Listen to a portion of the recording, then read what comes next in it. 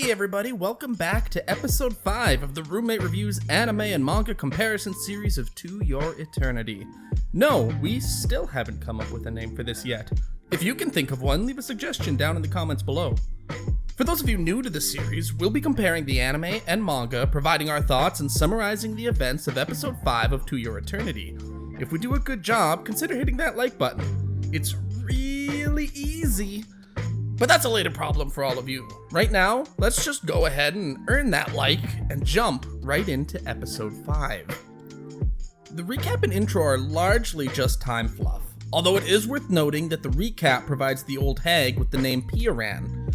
Not a huge deal, however, the anime is currently only in chapter 9, while Pioran wasn't named until chapter 12 in the manga. The episode proper opens with an added anime-only pan across Oniguma. We then cut to Perona and March escaping from prison. Opening the cell door is a nice touch. Keyframes line up to start, however we quickly get an added shot of March taking Perona's hand. We also get this added shot of Perona declaring that Pioran is going to guide them back to Ninana, which creates a weird tension in the scene that isn't present in the manga. The score may make you feel otherwise though.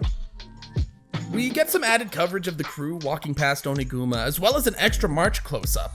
There's a lot more Perona coverage as she describes their escape plan, however the keyframes of her handing Pioran the key match up surprisingly well.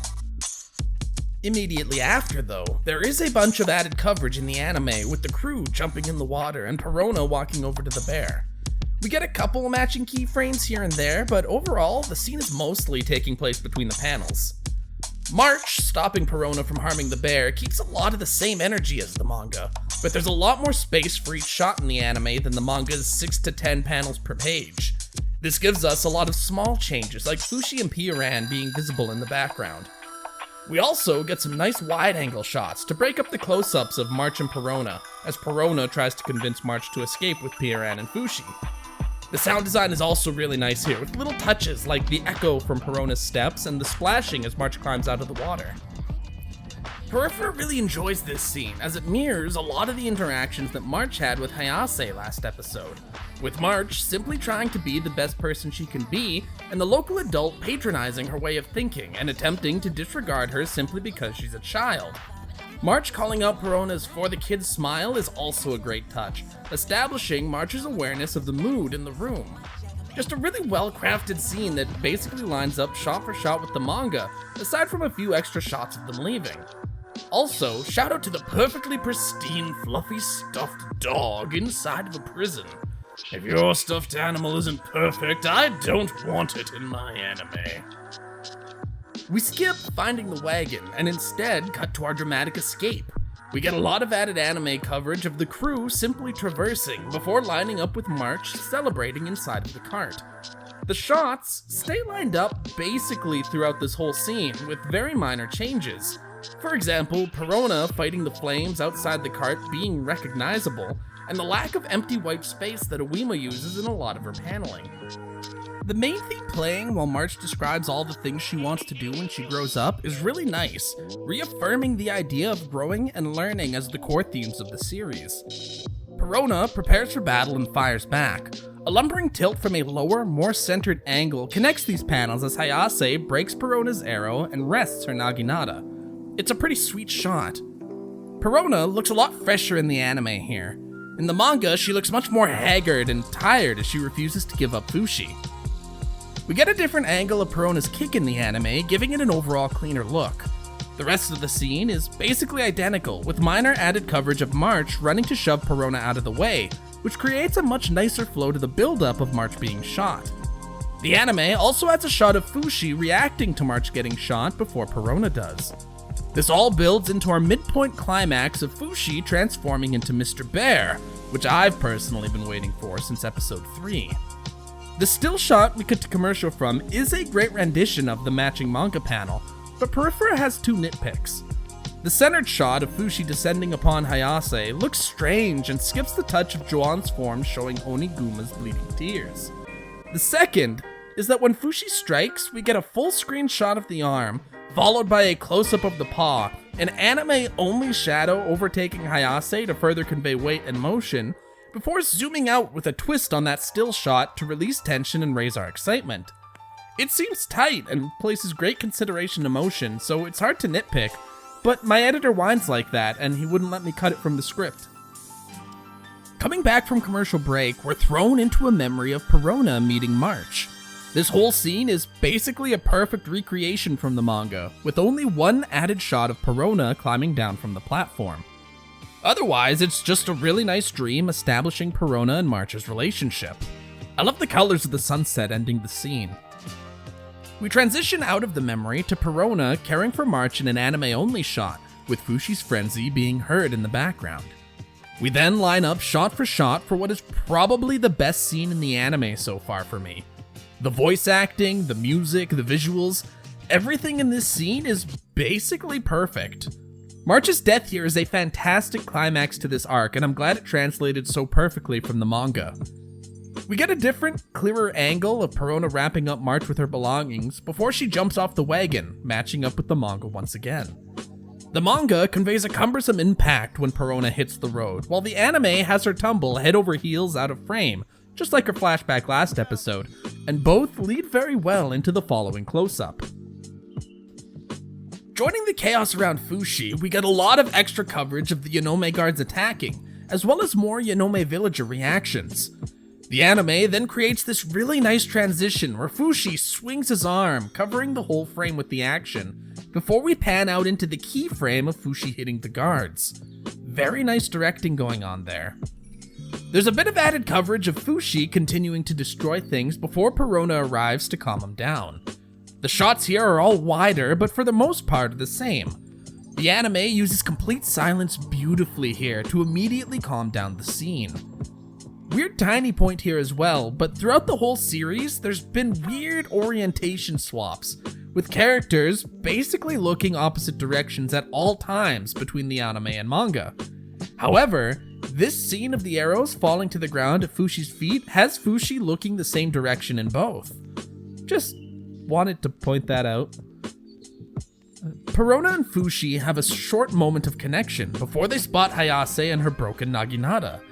The close-up of the Naginata's blade is slightly different, featuring Perona's hand instead of her foot, but otherwise the keyframes here are identical. Hayase's manga portrayal may appear vile and damning, while the anime may instead show fear. We then cut to March's dying fever dream. The entirety of March's dream is directly from the manga. No different angles, no added shots, just a one-to-one recreation of every panel from the manga. Seeing grown-up March is a fantastic touch, reaffirming the idea of seeing your heart's desires as you die, like Hayase mentioned back in episode 2. The anime cuts the narrator's dialogue following March's realization that she's dead. It also changes the angle of Oniguma approaching March from behind, but quickly matches back up for March's hug. It stays largely matched up, rearranging but still keeping all of the keyframes from the manga from here. We get a bit of added coverage of March running up to Perona, with some extra angles of March punching through Perona trying to get her attention.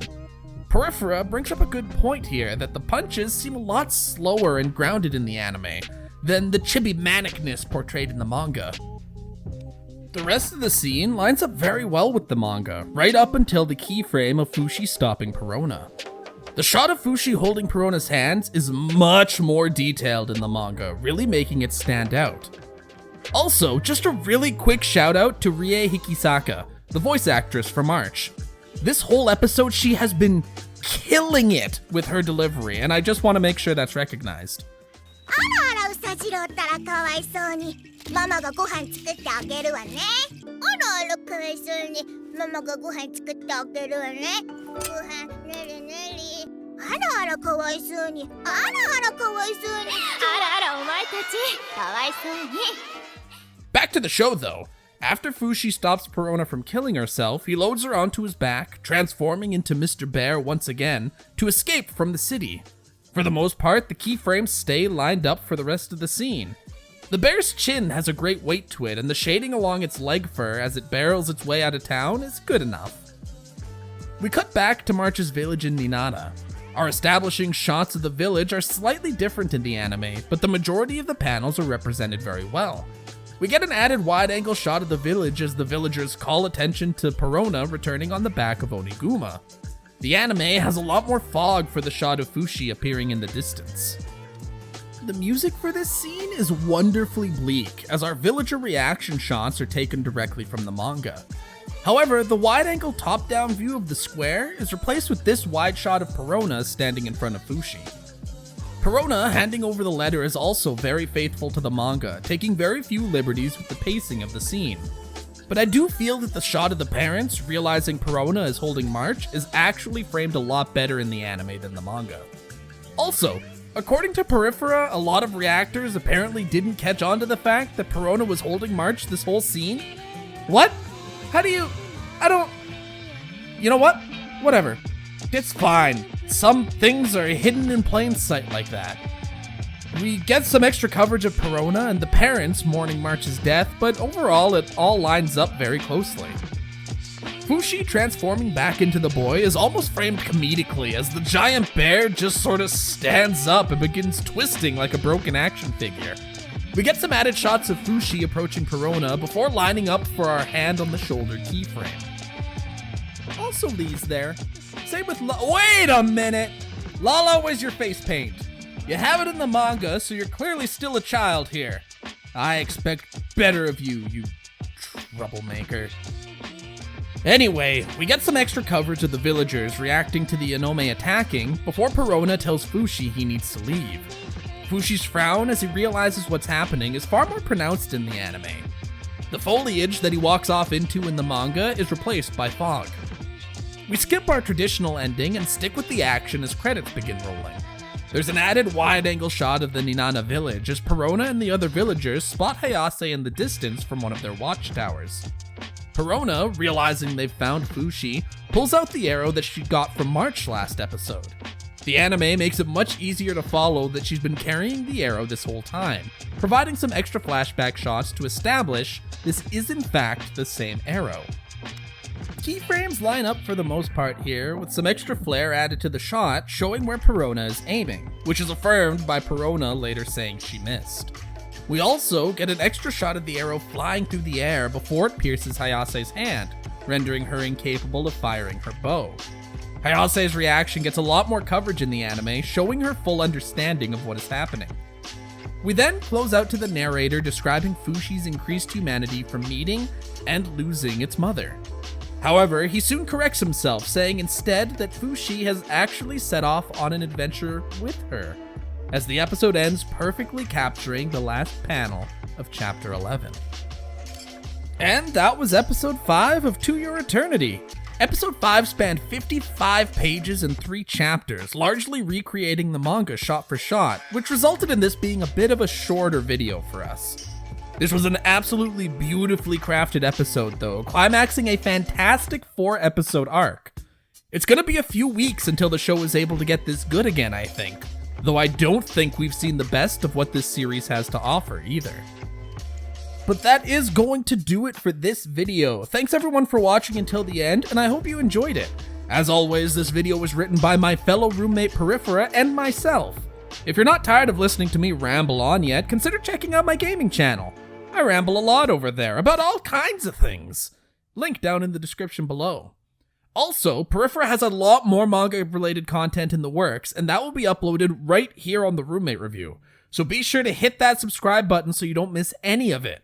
But until then, we'll catch you all next time. Ciao for now.